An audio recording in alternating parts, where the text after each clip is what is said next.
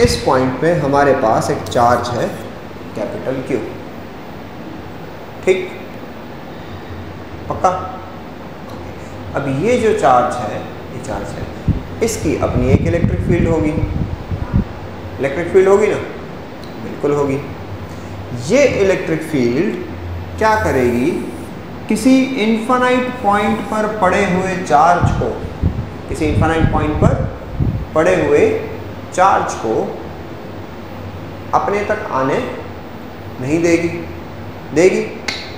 अगर वो चार्ज वहाँ पड़ा हुआ आ पाता तो खुद से बहुत पहले आ चुका होता, मतलब वो अपने आप नहीं आ सकता, उसे वहाँ तक लेकर आना पड़ेगा। कहाँ तक लाना पड़ेगा, किसी पॉइंट P तक, किसी पॉइंट P तक।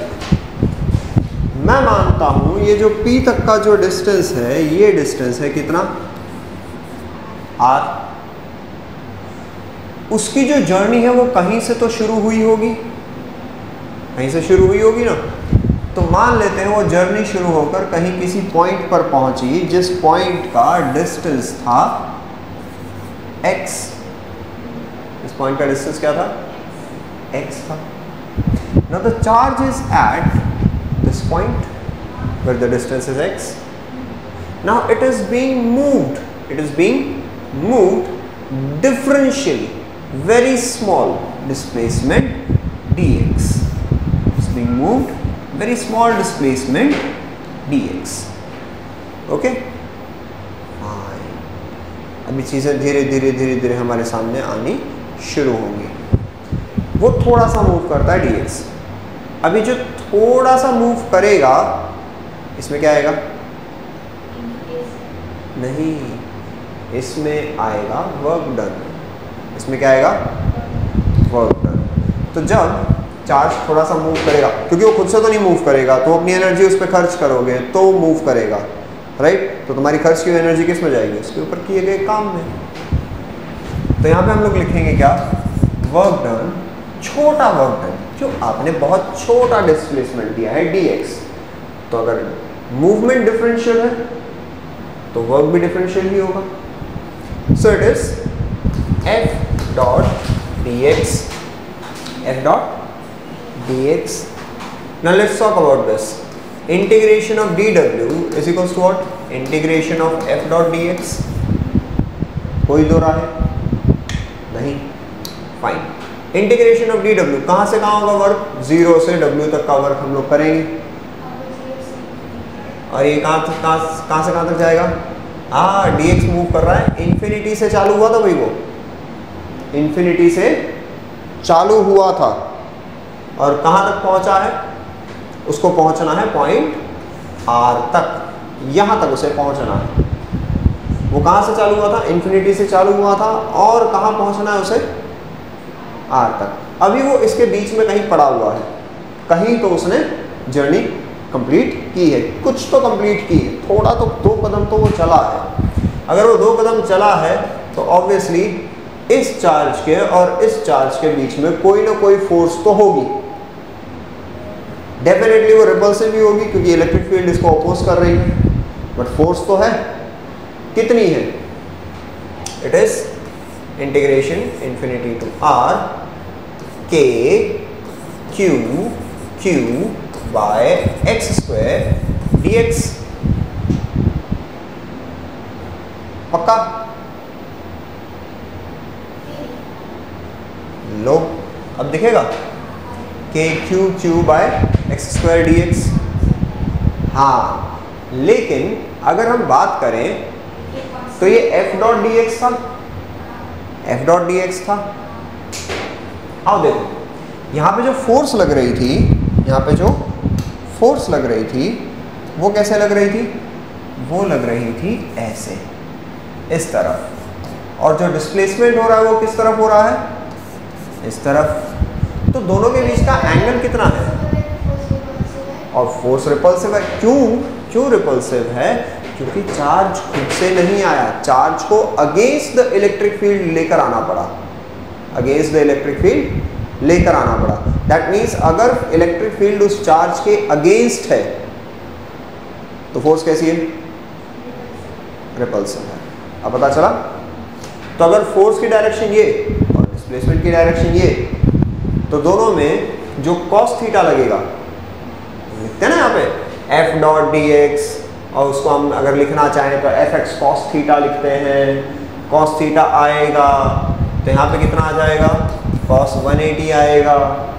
वही cos 180 यहाँ पर क्या लेकर आएगा, एक नेगेटिव साइन लेकर आएगा। तो ये नेगेटिव साइन अभी के लिए यहाँ पर रुकेगी, कोई तकलीफ नहीं, ठीक है। तो नेगेटिव साइन को अपने साथ लेकर चलेंगे अब हम। आइए आगे बढ़ते हैं। Now k is a constant. जिन लोगों को नहीं पता, एग्जैक्टली कांस्टेंट है, बाहर आ जाएगा।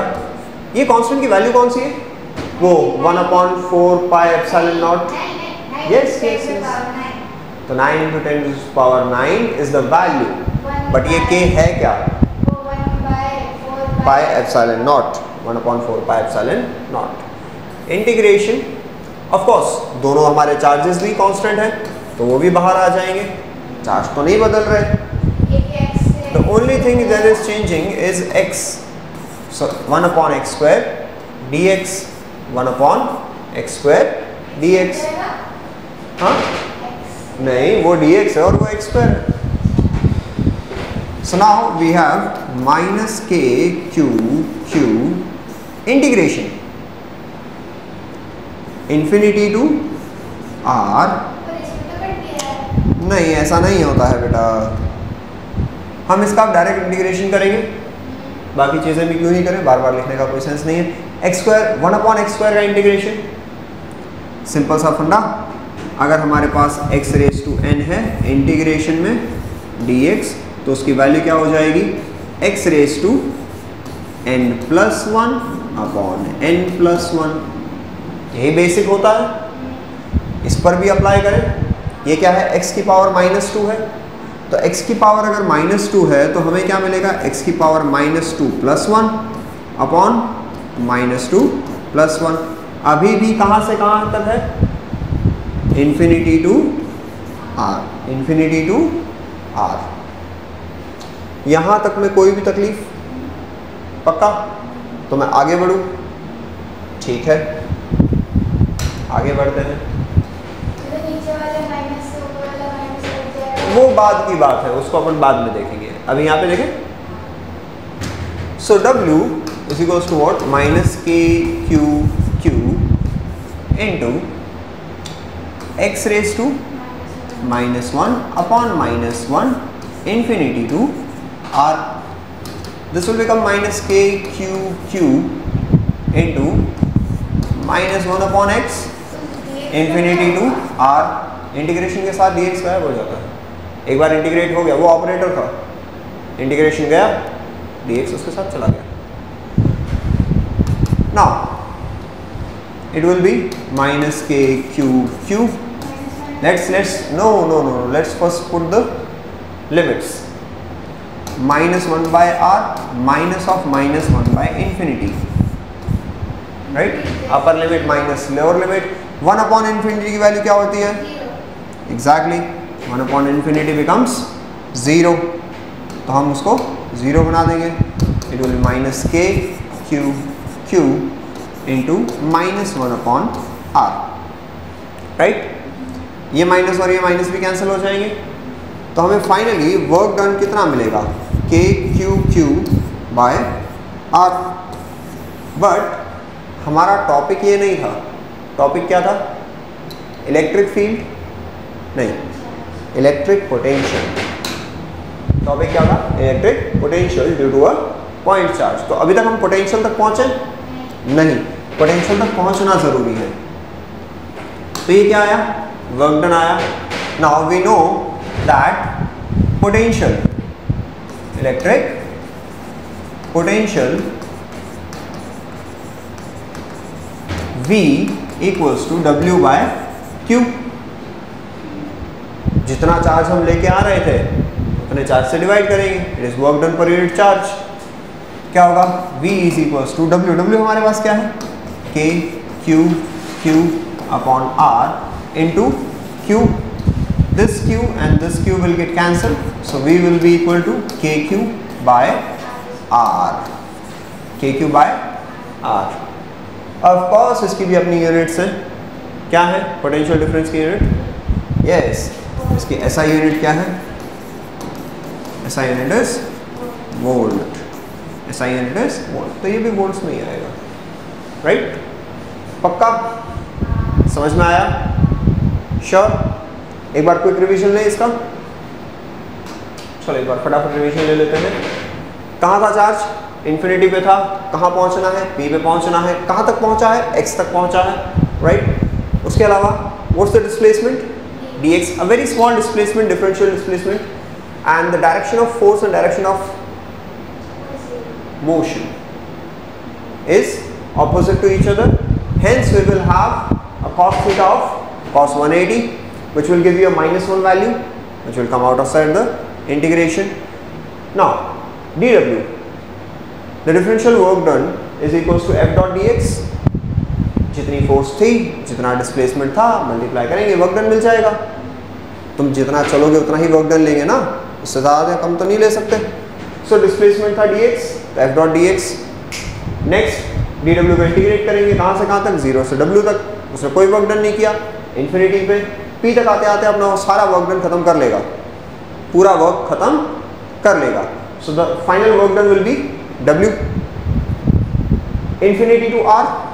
It started from infinity, it is going to come to r, f dot dx cos 180. Why 180? Opposite direction of force and displacement. What's the force? K q q by x square. If you wish to write in exam, you can change this k by 1 upon 4 pi epsilon naught as well. It's up to your wish. Nobody is going to say that it is wrong. Even 1 upon 4 pi epsilon naught is right. K is also right. I prefer to write K. You can write 1 upon 4 pi epsilon naught as well. Next thing, K is a constant, Q is a constant, small q is also a constant. They are not going to change throughout the integration, throughout their journey. So they will come out of the integration. What we are left with? 1 upon x square dx. Integration of x square with the same simple fundamentals. What are the fundamentals?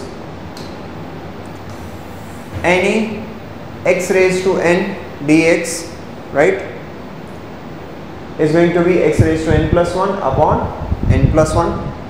The only condition is it should not be x raised to minus 1. In that case it will become -1 plus 1, -1 plus 1, denominator will become 0. So integration of 1 upon x is log x. That's a different scenario. वो जब आएगा तब हम उसके ऊपर बात करेंगे, अभी नहीं. So now 1 upon x square dx, what do we have? X raised to -2 plus 1 upon -2 plus 1 r and infinity. Starting from infinity is going to reach to r. This is the upper limit, this one is the lower limit. Now moving to the next page, what do we have? W equals to minus k q q, x raised to -1 upon -1, infinity to r. I know आत्मा ऐसे तड़प रही होगी बार बार ऐसे minus minus sign cut करने की, but ऐसा करना नहीं है। क्या करना है? Minus k q q up into -1 upon x infinity to r. Will put the values of infinity and r. First we will put the upper limit and then we will put the lower limit. So once we put the upper limit it will be -1 upon r minus -1 by infinity. 1 by infinity being an enormous value, in denominator obviously will become 0. Now anything upon infinity, until and unless it is infinity upon infinity which is not defined, anything upon infinity will become 0. Okay, that's where the smartest person comes into the play. नहीं, infinity नहीं कटता है, ऐसा नहीं होता है. If you will get some time, I'll tell you about it. Not all infinities are same. Infinities are bigger and smaller to each other. Infinity का मतलब ये नहीं होता सारी ही infinities equal हैं. Infinities can be different, infinities can be smaller or larger to each other. A small example, a very small example, 2 minute का example दूंगा मैं. Example क्या है? There is a hotel. This example is also available on the YouTube, आप ढूंढ सकते हैं, देख सकते हैं, जान सकते हैं. A hotel has infinite rooms. Okay, the infinite hotel paradox we call that as a topic on YouTube. आप इसे ढूंढ भी सकते हैं. नहीं, अब होता क्या है, there comes a bus with infinite passengers.